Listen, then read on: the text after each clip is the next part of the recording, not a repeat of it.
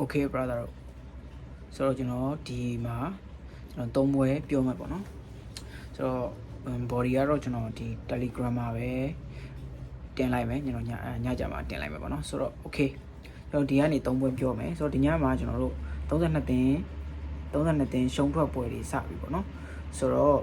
ဒီည၃ပွဲရှိတယ်ပထမဆုံး Brazil နဲ့ဂျပန် Brazil က1ပေါင်း50နှလုံး80ရှုံးနဲ့ဖွင့်ထားတယ်ဆိုတော့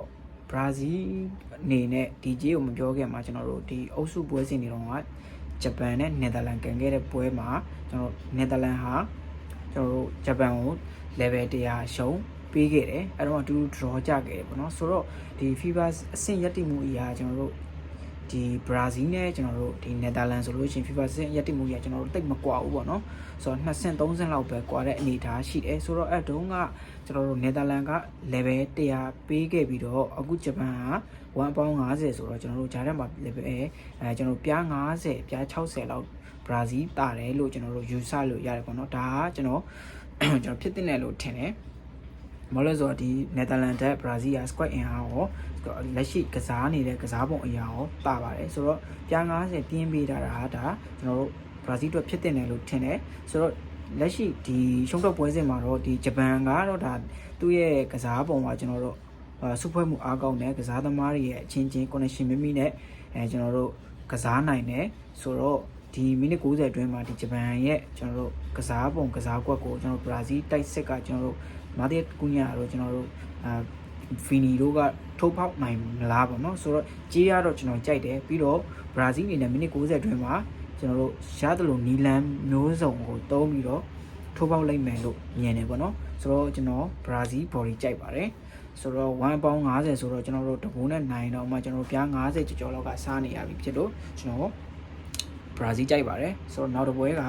ကျွန်တော် Germany နဲ့ပါရာဂွေးပေါ့နော် Germany နေနဲ့လက်ရှိမှာ1.65နဲ့ကိုပေါင်းကြီး355ပေါင်းပေးထားတယ်ဆိုတော့ Germany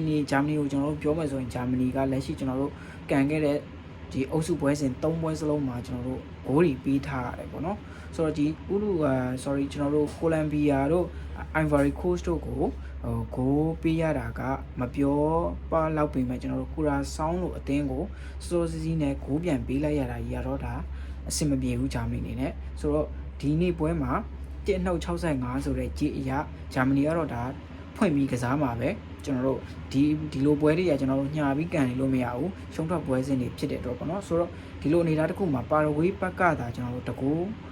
တိုက်လိုက်မယ်ဆိုလို့ရှိရင်တော့ကျွန်တော်တို့ဂျာမနီနေနဲ့ဒါကျွန်တော်တို့ဂိုးပေါ်ဖို့ကများသွားပြီပေါ့နော်နောက်ပြီးတော့လည်းဒီလက်ရှိကျွန်တော်တို့ကန်ခဲ့တဲ့3ပွဲရလက်တွေရလဲကျွန်တော်တို့ဂိုးတွေကျွန်တော်ခွင့်ပြုထားတာဖြစ်တဲ့အတွက်ဂျာ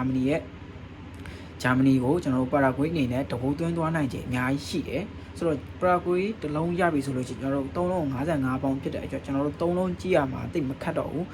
အရင်မစွန့်စားလောက်ဘူးလို့ကျွန်တော်ထင်တယ်ပြီးတော့ဂျာမနီရဲ့တိုက်စစ်အနေနဲ့လည်းကျွန်တော်တို့ဂိုးတွေကသွင်းဖို့ကကျွန်တော်တို့အခွင့်အရေးတွေအများကြီးရှိရပါတော့ဆိုတော့ဒီလိုအနေအထားတစ်ခုမှာပါရာဂွေးဘက်ကိုကျွန်တော်တကူကျွန်တော်ပေးခြင်းတယ်ကျွန်တော်ဘယ်လိုအချိန်မျိုးမှမဆိုပါရာဂွေးတကူရနိုင်တယ်ဗျာဒါကြောင့်မလို့ကျွန်တော်ဒီဘွဲကိုတော့ဂိုးပေါင်းလေးကိုကျွန်တော်ဂိုးပေါ်ကြိုက်တယ်ဆိုတော့ဂျာမနီ body ကိုတိတ်မကြိုက်ပါဘူးဂျာမနီနေနဲ့နှစ်ကိုပြတ်ဖို့ကအရင်ကျွန်တော်တို့ကျွန်တော်တို့မသေးကြနိုင်ဘူးပေါ့နော်ဆိုတော့ဘာလို့လဲဆိုတော့ကျွန်တော်တို့ရှေ့မှာကိုလံဘီယာနဲ့ကန်ခဲ့တဲ့ပွဲတွေပြီးတော့ Ivory Coast ကိုကျွန်တော်တို့အဲ့တော့1.20ပေးခဲ့တာပဲကြီးမအောင်ခဲ့ဘူးကျွန်တော်မိနစ်90မှာဒါလိုက်သွင်းလို့2-1နဲ့နိုင်သွားတာပါနော်ဆိုတော့ဒီလိုအနေထားရဲ့အကြောင်းမို့ကျွန်တော်ကဂျာမနီကို body မကြိုက်တာဒီလိုအနေထားတစ်ခုမှာပါရာဂွေးအနေနဲ့တကူရနိုင်ခြင်းရှိတယ်ဒါကြောင့်မလို့ဂိုးပေါ်ကြိုက်ပါတယ်ဂျာမနီဂိုးပေါ်ကြိုက်ပါတယ်နောက်တစ်ပွဲကတော့ကျွန်တော်တို့နယ်သာလန်နဲ့မော်ရိုကိုပွဲပေါ့နော်ဆိုတော့ဒီမှာကျွန်တော်တို့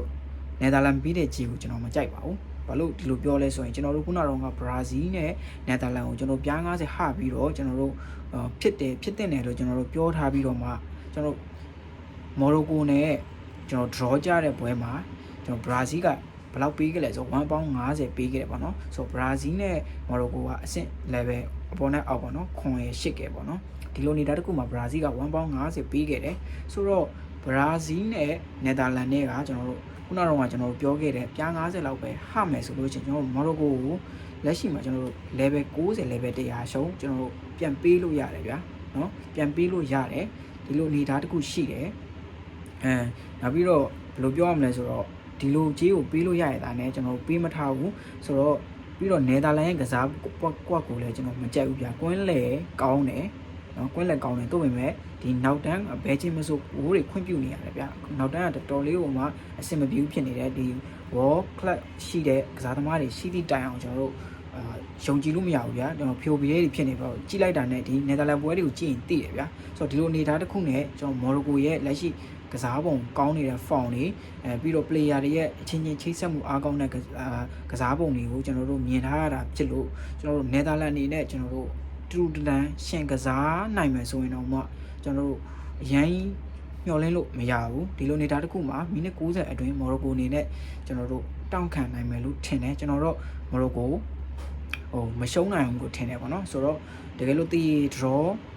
လို့ကျွန်တော်တို့ထိမ့်ပြီးကစားခဲ့မယ်ဆိုရင်တော့မှကျွန်တော်တို့ပြား90စားရမှာဖြစ်တယ်ပေါ့နော်ဆိုတော့နောက်ပြီးတော့ဂိုးပေါင်းကြီးပေါ့နော်ဒီနှစ်သိန်းရဲ့ဂိုးပေါင်းကြီးကိုကျွန်တော်အရင်မကြိုက်ဘူးပေါ့နော်ဂိုးပေါင်းကတော်တော်လေးပျော့နေတယ်ဆိုတော့မော်ရိုကိုအနေထားကလည်းကျွန်တော်တို့ပြီးခဲ့တဲ့3ပွဲသလုံးမှာဂိုးတွေကတောက်လျှောက်သွင်းလာတာနယ်သာလန်ကလည်းခံစစ်ဆောင်ရမ်းပေါက်တဲ့အတင်းပြီးတော့တိုက်စစ်ကလည်းကျွန်တော်တို့ဂိုးတွေမျှော်လင့်လို့ရတဲ့အနေထားမှာကျွန်တော်တို့နှလုံးသွင်းရင်တော့မှကျွန်တော်တို့က40ပဲရှုံးတော့မှာဗျာဆိုတော့ဂိုးပေါင်းကြီးကိုတော့အရင်ကြီးတော့မကြိုက်ဘူးဘော်ဒီယူရမယ်ဆိုရင်ကျွန်တော်မော်ရိုကိုဘော်ဒီကြိုက်ပါတယ်မော်ရိုကိုအနေနဲ့မိနစ်90အတွင်းနယ်သာလန်ကိုကောင်းကောင်းဒုက္ခပေးနိုင်မဲ့အခြေအနေအများကြီးရှိတယ်ပလေယာတွေကလည်းကျွန်တော်တို့လက်ရှိမှာကျွန်တော်တို့ပြုတ်ချက်ထားပြီးသားကစားသမားတွေကျွန်တော်ကစားပုံကလည်းကြိုက်တယ်ပေါ့နော်ဆိုတော့မော်ရိုကိုဘော်ဒီကြိုက်ပါတယ်ဆိုတော့ကျွန်တော်ညမောင်းကတ်ကိုကျွန်တော်ဘရာဇီးဂျာမနီကိုပေါ့ပြီးရင်မော်ရိုကိုဘော်ဒီဆိုပြီးတော့ဒီ3သင်းကိုကျွန်တော်ပေးမယ်ကျွန်တော်ဘော်ဒီကတော့ကျွန်တော်ည6နာရီ9နာရီလောက်မှကျွန်တော်ရဲ့ Telegram Channel မှာတင်မှာဖြစ်ပါတယ်ဆိုတော့ brother တို့ဒီညအားလုံးပဲအဆင်ပြေကြပါစေ